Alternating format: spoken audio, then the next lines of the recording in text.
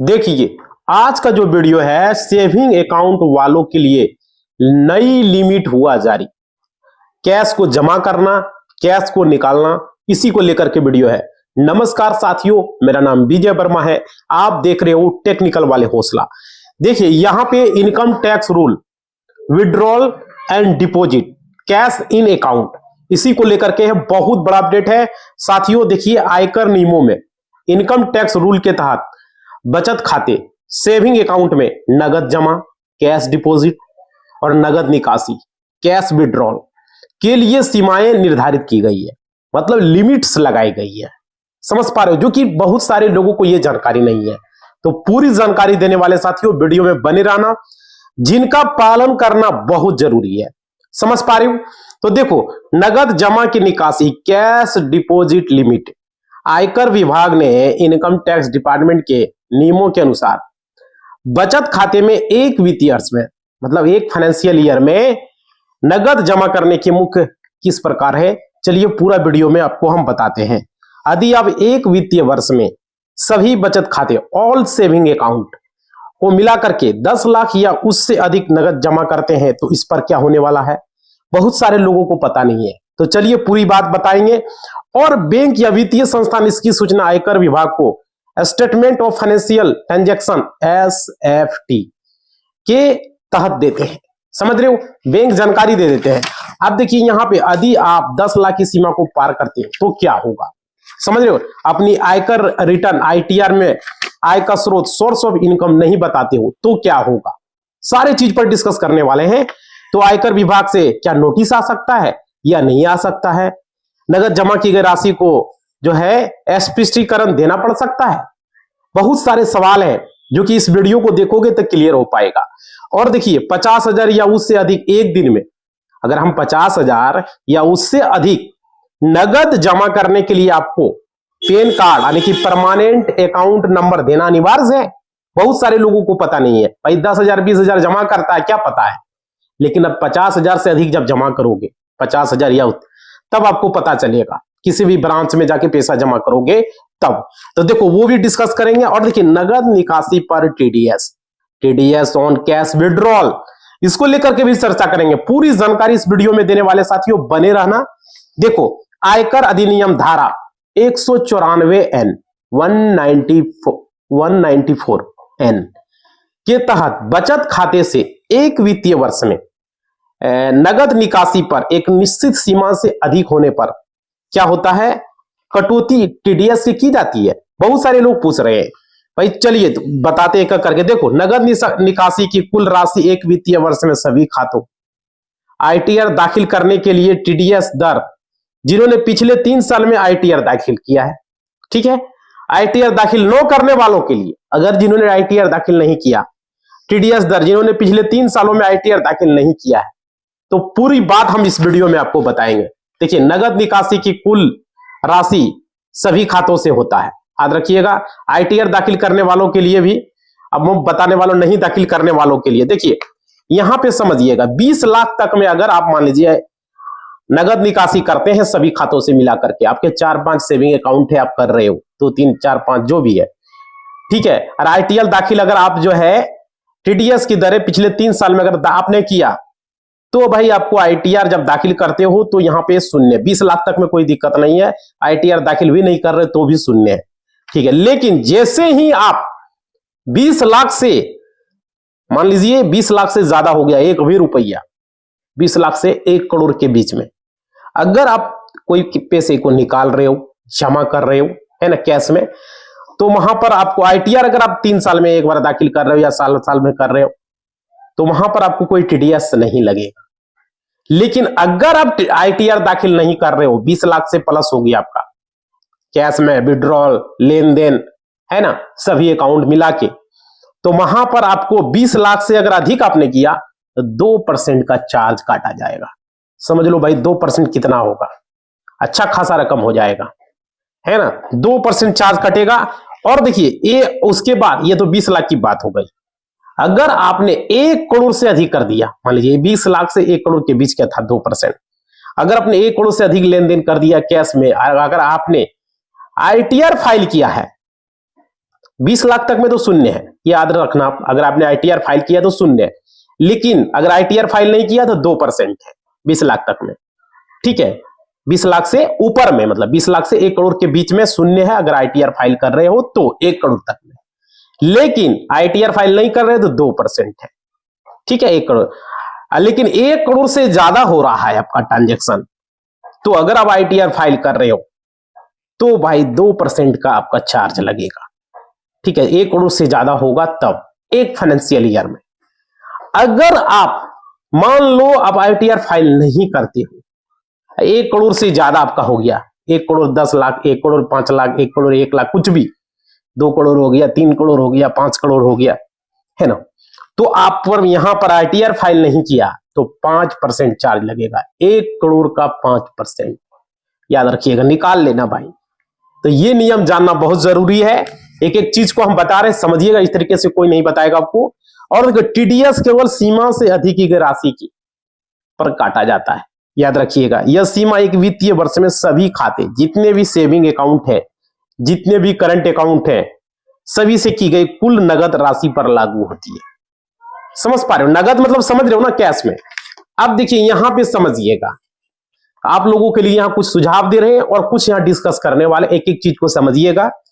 देखिए, tax notice से बचने के लिए एक वित्तीय वर्ष में अपने सभी बचत खातों में 10 लाख से अधिक नगद राशि जमा करने से बचे। अगर आपका सेविंग अकाउंट है तो 10 लाख से अधिक करने से नगद राशि से आप बचे, जब तक कि आपके पास उस राशि का वैध दस्तावेज न हो, याद रखें। और देखिए, बड़ी नगद राशि की योजना बनाते समय टीडीएस नियमों को ध्यान रखें, जो कि अभी हमने बताया। खास करके यदि आप 1 करोड़ की सीमा के करीब पहुंच गए हो या आपने आईटीआर दाखिल नहीं किया है तो भाई आपका 5% 1 करोड़ से ऊपर होगा। 1 करोड़ से नीचे होगा तो आपका जो है 2% का चार्ज लगेगा अगर आपने आईटीआर दाखिल नहीं किया। और किया 1 करोड़ से नीचे है तो आपको कोई चार्ज नहीं लगेगा। समझ पा रहे हो? तो ये चीजें हैं। और देखिए, अभी आगे और भी वीडियो में हम बताने वाले, बने रहना। अभी नियम हम बता रहे हैं आपको, एक एक चीज बताएं। अब देखिए, बहुत सारे लोगों के मन में यहां सवाल होगा। अभी जो नियम हम बता रहे हैं ये ज्यादा ट्रांजेक्शन वाले के लिए, लेकिन एक नॉर्मल है, मान लीजिए बचत खाता आपका समान खाता धारक है, आज उनके लिए भी ज्यादा जानकारी है। समझ लीजिए, जितने भी खाता धारक है आप लोगों को पूरी तरीके से समझना बेहद जरूरी है।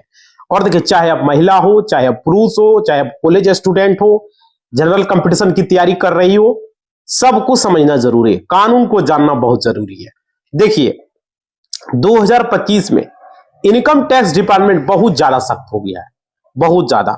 और सरकार की यहां पर टेढ़ी नजर रहती है ना। इनकम टैक्स डिपार्टमेंट का जितने भी सेविंग अकाउंट है खासकर उन पर नजर रहता है, क्योंकि बचत खाता होते हैं समान खाता धारक जिनका एक खाता होता है और सेविंग अकाउंट होता है, और वे अपने खाते में जो ट्रांजेक्शन करते हैं, ठीक है, तो वो ट्रांजेक्शन कौन कौन से हैं, कौन से गतिविधि करते हैं, सारी समझ पा रहे हो? तो यहां पे उस पर इनकम टैक्स डिपार्टमेंट जो है सबसे पहले जो है आपको जानकारी दे चुके हैं, बता चुके हैं। कुछ नियम आप लोग को अभी समझे वीडियो में। और देखिए, ये एक बचत खाता धारक है, सेविंग अकाउंट है, आप कितने खाते में केस यानी कि रकम जमा करते हैं।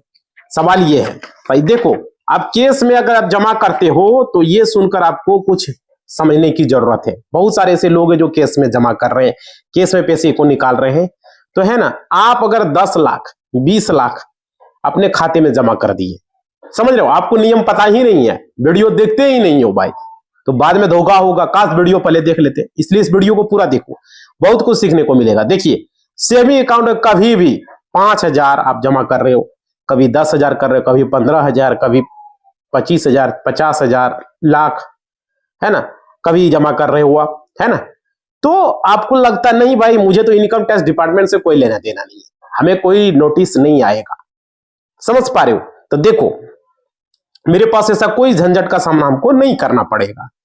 लेकिन यहां पे समझना, सेविंग अकाउंट होल्डर है अपने खाते में एक फाइनेंशियल जो होता है वो 1 अप्रैल से शुरू होता है, याद रखिएगा। हम लोग का साल 1 जनवरी से शुरू होता है और सरकार का साल जो है ना 1 अप्रैल से शुरू होता है। खासकर बैंकों का ईयर जो है 1 अप्रैल से शुरू होता है ना। 1 अप्रैल से लेकर के 31 मार्च के बीच होता है। अब देखिए, यहां पे सेविंग अकाउंट में यदि आप 10 लाख या उससे अधिक की राशि जमा करते हो, 1 भी रुपया अगर आपने जमा कर दिया, 10 लाख, जैसे कि आपने मान लीजिए 9,09,999 आपका केस आपने जमा किया, तो आपको इनकम टैक्स डिपार्टमेंट जो रूल है, आपका खाता है, उसमें कोई दिक्कत नहीं है। 10 लाख या उससे ज्यादा अगर आपने जमा किया, तो अब चाहे वो छोटी रकम हो या एक बार में आपने जमा किया हो, चाहे 2 बार में, 3 बार में, 5 बार में, है ना, आपको इनकम टैक्स के दायरे में आप आ जाएंगे। कैसे आ जाएंगे समझिए। ऑटोमेटिक इनकम टैक्स आपको जो है इन्फॉर्म सजा कर देता है बैंक देता है भेजी इनकम टैक्स डिपार्टमेंट को कि इसका खाते में 10 लाख से ज्यादा का ट्रांजैक्शन हो चुका है ना, जिस बैंक में आपका खाता है। अब देखिए, आपको उसका जवाब जो है जानकारी देना पड़ेगा। बैंक जो है सेविंग अकाउंट में भी इतना रकम कहां से आया, सबसे पहला सवाल तो ये पूछा जाएगा। समझ रहे हो? तो ये आपको समझना होगा। और देखिए, जैसे इसका कोई रिकॉर्ड अगर नहीं होगा, तो जो भाई मामले में ये जो एक्सपर्ट है वो आपको जो है इनकम टैक्स डिपार्टमेंट जो एक्सपर्ट है वो आपको पूछेगा, सोर्स ऑफ इनकम आपको जानना चाहेगा कि ये पैसा कहां से आया, कैसे आप कमाए, सरकार को आपने क्यों टैक्स नहीं दिया, आईटीआर क्यों नहीं फाइल किया, समझ रहे हो, सब वगैरह वगैरह आपसे पूछा जाएगा। और इनकम टैक्स डिपार्टमेंट मान लेता है टैक्स हाई चार्जेस लगाता है, याद रखिएगा। 70% से ज्यादा इस मामले में यदि प्रूव हो जाता है तो आपके टैक्स के दायरे में इनकम टैक्स मान लेता है। यदि आपको बहुत समझना जरूरी है, तो आपके मन में बहुत सारे सवाल होंगे, जो कि पिछला हम वीडियो अभी इसी वीडियो में पीछे जाके देख लेना, हम एक एक चीज को हम समझाएं। और देखिए, लोगों के बैंक अकाउंट 1 नहीं, 2 नहीं, 3 नहीं, बहुत सारे ऐसे लोग हैं बैंक अकाउंट बल्कि 4-5 अकाउंट खुला के रखे, है ना। तो भाई केस में तो क्या होगा, देखिए ऑटोमेटिक सिस्टम काम करता है। एक बैंक अकाउंट में जब 10 लाख या उससे अधिक आप जमा कर देते हो, तो ऑटोमेटिक जो है इंफॉर्मेशन चला जाता है। लेकिन जब आप अलग अलग में जमा करते हो, इसका मतलब ये नहीं कि आप ऐसा कि आपके पास 2, 3, 4, 5 अकाउंट है, ठीक है, तो एक में 3 लाख, एक में 4 लाख, एक में 3 लाख, ऐसे करके आपने जमा कर दिया, 10 लाख पार कर गया। समझ, ऑटोमेटिक सिस्टम इंफॉर्मेशन भेज देगा। समझ रहे, ये नियम जो है टेक्नोलॉजी बदल रही है, आप लोग को पता ही है, एआई का जमाना है ना, बदल रही है। ऐसा भी कंप्यूटर ऑटोमेटिक सिस्टम आपको इनकम टैक्स डिपार्टमेंट को भेज देगा, ठीक है। आपके पास जितने भी बैकवर्ड उसको मिलाकर के सभी आपको 10 लाख आप जमा किए, सारा जानकारी वहां पर इनकम टैक्स के पास चला जाएगा। और अब बात करते हैं कैश विड्रॉल को लेकर के क्या नियम है, जरा वो भी समझ लीजिए। देखिए, आप सेविंग अकाउंट या बैंक अकाउंट एक फाइनेंशियल ईयर में, समझ, आपके पास करंट अकाउंट है, अगर आपके पास सेविंग अकाउंट जो भी है भाई, आप 1 करोड़, अगर करंट अकाउंट थे 1 करोड़ की बात है, करंट अकाउंट में ज्यादा लिमिट मिलता है क्योंकि वो व्यापारी के लिए होता है, बिजनेस पर्पस के लिए होता है ना। तो देखो, आप अगर 1 करोड़ या 1 करोड़ से ज्यादा कैश विड्रॉल करते हो, तब भी आपको सवाल पूछा जाता है कि आपने इतना बड़ा रकम कैसे निकाला, क्यों निकाला, है ना। और देखिए, छोटी छोटी रकम आप कैसे इतना रकम जो निकाल रहे हैं, चाहे आपका अकाउंट करंट हो क्यों ना, चाहे आपका अकाउंट 1 करोड़ से ज्यादा कैश निकासी कर लिया करंट अकाउंट में, ठीक है, तो भाई ट्रांजैक्शन सरकार का जो रूल है उसके हिसाब से केस में लेन देन कम करना है। सरकार का कहना है जो भी लेन देन करना है अब यूपीआई से करो, इंटरनेट बैंकिंग से करो, मोबाइल बैंकिंग से करो, है ना, बहुत सारे तरीके हैं, चेकबुक से करो।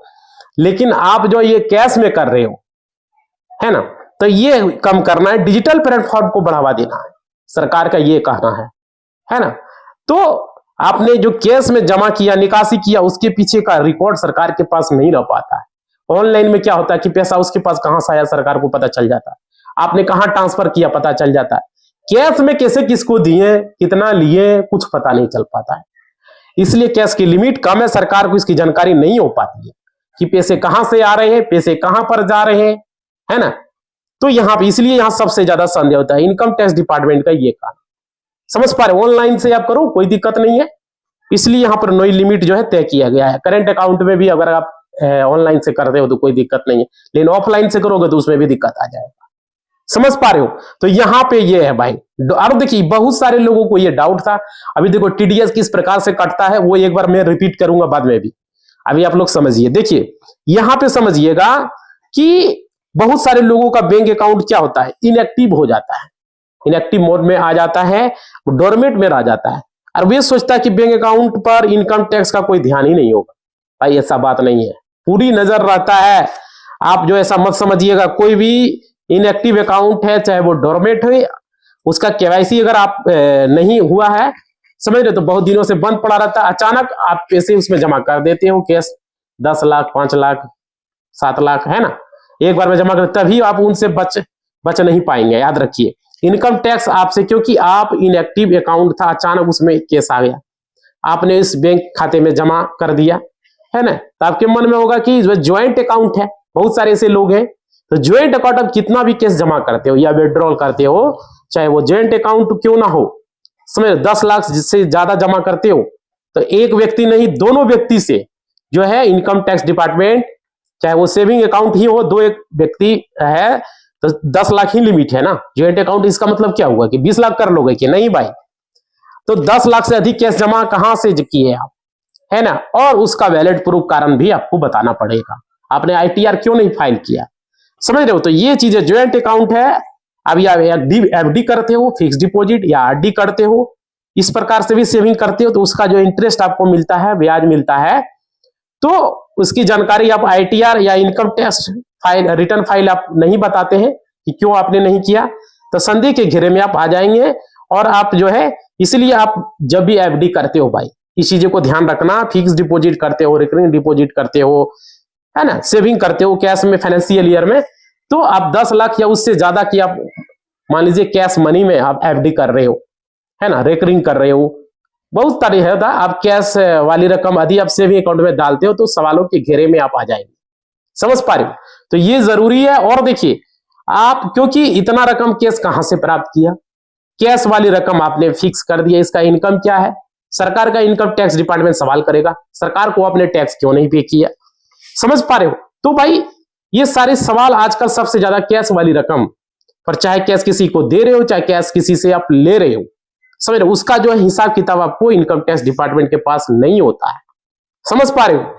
तो यहां पे इसलिए सबसे ज्यादा कहा जाता है ट्रांजेक्शन ऑनलाइन कीजिए, ऑनलाइन आप पैसे दीजिए, छोटी छोटी रकमें, बड़ी बड़ी रकमें, जो भी देना है, लाख 2 लाख 5 लाख, ऑनलाइन में एक दिन में यूपीआई से 1 लाख ट्रांसफर हो जाता है, मोबाइल बैंकिंग से कीजिए, 2 लाख 4 लाख 5 लाख कर सकते हैं, है ना, घरेलू उपयोग के लिए कैश निकाल सकते हैं, फिर कैश में कुछ रुपये घर में आप कुछ रखें, आप बार बार कैश निकाल रहे हो, तो वहां पर भाई इनकम टैक्स में जो है आपको संदेह किया जाएगा, समझ रहे हो, आपके पास कैश कहां से आ रहा हो, अलग अलग प्रकार के बिजनेस आप कर रहे हो, है ना, तो उसके लिए करंट अकाउंट, यदि आप कोई भी काम करते हो, तो आज जन धन खाते भी खोल लिए लोग, उसके माध्यम से भी ट्रांजेक्शन कीजिए, सरकार का पूरा ध्यान है ना। तो ये है, आप इनकम लोग छुपा रहे हैं, उनका जो टैक्स जो है सरकार को नहीं मिल रहा है, इसलिए ये सारे नियम जो है सरकार के द्वारा जो है बनाया गया है, समझ रहे हो। तो भाई आप लोगों को हमने बताया किस तरीके से इनकम टैक्स डिपार्टमेंट का यहाँ पर नजर रहता है, और आप लोगों को हमने बताया। अब देखिए, एक एक चीज और हमें आप लोग को बता देते हैं ताकि आप लोग समझिएगा, एक बार और रिपीट कर दे रहे हैं ताकि समझिए। देखिए, यदि आप 20 लाख तक का ट्रांजेक्शन कैश में कर रहे हो, ठीक है, निकासी जमा जो भी कर रहे हो, तो आपको आईटीआर अगर आप दाखिल कर देते हो, समझ रहे हो, आईटीआर अगर आप दाखिल कर देते हो, तो आपको कोई टीडीएस नहीं लगेगा, शून्य लगेगा 20 लाख तक में। अगर आईटीआर दाखिल नहीं भी करते हो तो भी शून्य लगेगा, 20 लाख तक में शून्य लगेगा। लेकिन 20 लाख से जैसे ही आपका अधिक होगा, अगर आप आईटीआर 20 लाख से लेकर के 1 करोड़ तक में अगर आईटीआर दाखिल करते हो, तो शून्य आपको टीडीएस लगेगा। अगर आप 20 लाख से लेकर के 20 लाख 1 से लेकर के 1 करोड़ के बीच में अगर आप आईटीआर दाखिल नहीं करते हो, तो आपका 20 लाख का 2% चार्ज लगेगा, समझ पा रहे हो। आईटीआर दाखिल नहीं करते हो, 20 लाख 1 रुपया से लेकर के 1 करोड़ के बीच में अगर आप ट्रांजेक्शन कर रहे हो, जमा निकासी कर रहे हो कैश का, तो आपको 2% का टीडीएस लगेगा, ठीक है। नहीं करते हो तो, अगर करते हो तो कोई टीडीएस नहीं लगेगा। उसके बाद 1 करोड़ 1 से लेकर के जितने भी तक है, ठीक है, अगर आप आईटीआर दाखिल करते हो तो 2% का चार्ज लगेगा 1 करोड़ 1 से, ठीक है, करते हो तब। अगर आप आईटीआर फाइल नहीं करते हो तो 1 करोड़ 1 से जितने भी है, 10 करोड़ 5 करोड़, अगर नहीं करते तो 5% चार्ज लगेगा, समझ पा रहे हो। तो ये नियम आप लोगों ने समझ लिया, किस तरीके से लगेगा, किस तरीके से नहीं लगेगा, पूरा क्लियर हम आज का वीडियो में कर दिया। इसी बात के साथ इस वीडियो को हम समाप्त कर रहे हैं। आप लोग सारे लोग लाइक करेंगे, शेयर करेंगे और सब्सक्राइब करेंगे और घंटी को दबा देंगे और कमेंट करेंगे वीडियो कैसा लगा, नहीं लगा जरूर बताएंगे। धन्यवाद। लाइक जरूर करना भाई, इस तरह की जानकारी कोई यूट्यूब पर नहीं देगा। समझ पा रहे हो? जय हिंद।